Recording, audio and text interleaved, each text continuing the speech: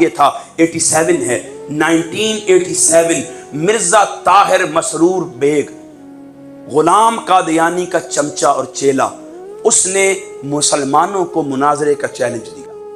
YouTube 87 کا وقت آیا۔ دوستان گرامی، سمجھانا یہ چاہتا ہوں کہ ہمارے لیے صرف اتنا کافی ہے کہ سامنے تصویر طاہر القادری کی ہو، ہم گالیاں دینے سے باز نہیں آتے، پادری کہنے سے باز نہیں آتے، معاذ اللہ بظاہر القادری کہنے سے باز نہیں آتے۔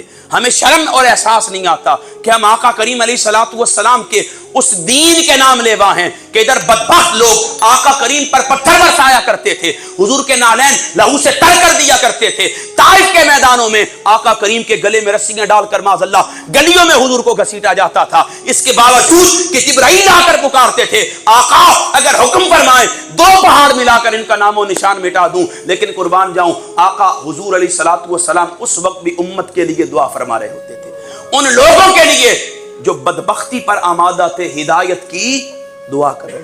ہم اس حضور کا نام لیتے ہیں، لیکن ان آقا نامدار کا نام لینے کے بعد بھی ہم میں اتنا حیا نہیں ہے کہ ہمیں اختلاف کا طریقہ بھی۔ لیکن سنیے گا، جنہیں ہمہ جہت مجدد کہا ان کی شخصیت میں کمال یہ تھا۔ 87 ہے 1987 مرزا طاہر مسرور بیگ غلام قادیانی کا چمچہ اور چیلا، اس نے مسلمانوں کو مناظرے کا چیلنج دیا۔ یوٹیوب 1987 مناظرہ قادیان آپ لکھ لیں، قادیانی لفظ لکھیں گے تو مینار پاکستان آپ کے سامنے آ جائے گا۔ 1987 مناظرہ چیلنج مرزا مسرور طاہر کی جانب سے ڈاکٹر طاہر القادری نے اس کا چیلنج مناظرہ قبول کیا۔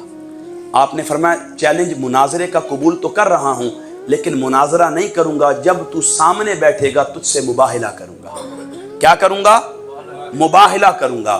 دیکھیں امام اعظم امام ابو حنیفہ رحمۃ اللہ تعالی علیہ کا موقف کیا ہے کہ اگر کسی قادیانی کو یا کسی ختم نبوت کے منکر کو آپ دلیل دے کر قائل کرنا چاہیں گے، اسی لمحے آپ بھی کافر ہو جائیں گے۔ کیوں؟ ہمارا اسلوب یہ ہے کہ جس طرح کوئی دوسرا خدا نہیں ہو سکتا، اسی طرح آقا کے بعد کوئی نبی بھی نہیں ہو سکتا۔ یہ بات ذہن نشین رکھیں، یہی وجہ تھی شیخ الاسلام نے مناظرے کی بات نہیں کی، مباہلے کی بات کی۔ کیوں؟ مباہلے میں فیصلہ ہو جاتا ہے، حق اور سچ لوگوں کے سامنے آ جاتا ہے۔ اب آپ تصور کیجئے، سیدی شیخ الاسلام نے مباہلے کا چیلنج دیا، مینار پاکستان کی سرزمین ہے، علماء و مشائخ کا ایک جم غفیر ہے، حضور مجاہد ختم نبوت عبدالستار خان نیازی رحمت اللہ تعالی علیہ اسٹیج پر جلوہ فرما ہے، پیر لجپال حمید الدین سیالوی رحمت اللہ تعالی علیہ اسٹیج پر جلوہ فرما ہے، حضور ضیاء الامت رحمت اللہ تعالی علیہ اسٹیج پر جلوہ فرما ہے، تمام مکاتب فکر کے جید علماء اسٹیج کی زینت ہیں، ہزارہ علماء و مشائخ اور لاکھوں فرزندان اسلام کی موجودگی میں ڈاکٹر طاہر القادری نے مباہلے کا چیلنج لیا اور 3 باتیں کی۔ آپ نے فرمایا سن مرزا طاہر مسرور، تو نے مناظرے کی بات کی ہے، طاہر القادری تجھے مباہلے کا چیلنج دیتا ہے، تو میرے سامنے آؤ، 3 باتیں ہوں گی، چوتھی بات نہیں ہوگی۔ پہلی بات، صبح بادشاہی مسجد کے میناروں سے اللہ اکبر کی صدا بعد میں گونجے گی، تو کلمہ پڑھ کر مسلمان ہو چکا ہوگا۔ دوسری بات، اگر تو نے کلمہ پڑھ کر توبہ نہیں کی تیری موت واقع ہو جائے گی۔ تیسری بات، پھر طاہر القادری کا سر ہوگا جہاں چاہے کاٹ دینا۔ آپ نے یہ 3 باتیں کی، علی وجہ البصیرت نہیں، تجربے اور حقیقت کو آپ کے سامنے رکھنا چاہتا ہوں۔